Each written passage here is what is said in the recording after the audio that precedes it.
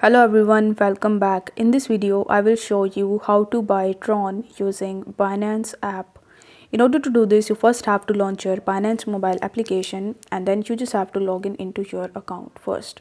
Now once you're successfully logged in, you need to tap on this search bar in the top and here you will have to search for Tron. Now once you type Tron in the search bar, you are going to see a bunch of different pairs of TRX, which is the symbol of Tron. So you need to tap on TRX slash USDT.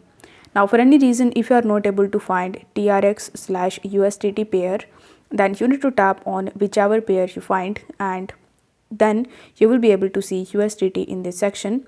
So you need to tap on USDT and then you will have to make sure that the TRX slash USDT pair is selected over here. Then you need to tap on this buy button in the bottom. In order to buy Tron, you need to make sure that you have USDT in your Binance account. So if you have it, then you will have to enter the amount of Tron that you want to purchase. After entering the amount, it will show you how much USDT it will cost you to get this much amount of TRX.